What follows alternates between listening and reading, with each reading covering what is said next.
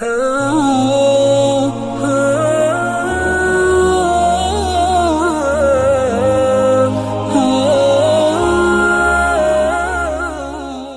کے نیچے سبسکرائب کے بٹن پہ کلک کریں، بیل کے آئیکن پہ کلک کیجئے تاکہ ہر نئی ویڈیو کی نوٹیفیکیشن آپ کو ملے۔ حضور پاک علیہ الصلوۃ والسلام کی احادیث کو سمجھنا ہر بندے کا کام نہیں ہے، اس کے لیے ماہر شریعت چاہیے، ایکسپرٹ آف دا ہولی شریعہ، دین پر مہارت رکھنے والا چاہیے۔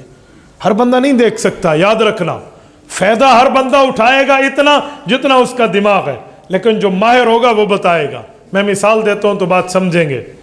یہ زمین کا فرش تو بہت اچھا بہترین ہے، ہم نے فرش لگایا، واہ واہ بھلے بھلے ہو گئی ہے جی، ٹھیک ہے۔ ہم بیٹھے ہیں فرش کو دیکھتے ہوئے، ہاتھ لگا رہے ہیں جی، بڑے مزے کا فرش ہے، ماربل لگا ہوا ہے۔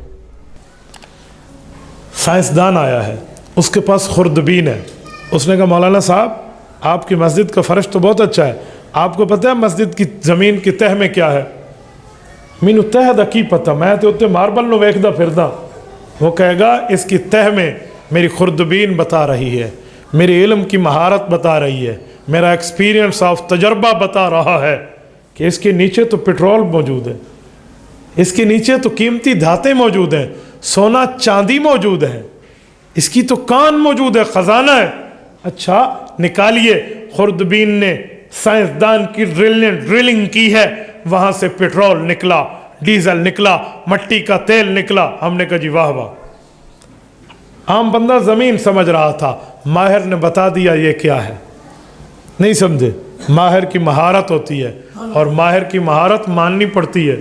جہاز میں بیٹھنے والا ہر بندہ سیٹ پہ ہوتا ہے، لیکن اگلا کسی خاص سیٹ پہ ہوتا ہے۔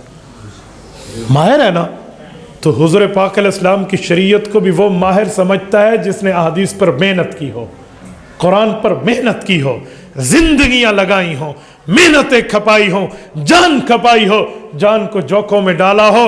من طلب العلا سحر اللیالی، کیوں؟ جو بندہ بلندیاں چاہتا ہے وہ راتوں کو جاگتا رہتا ہے۔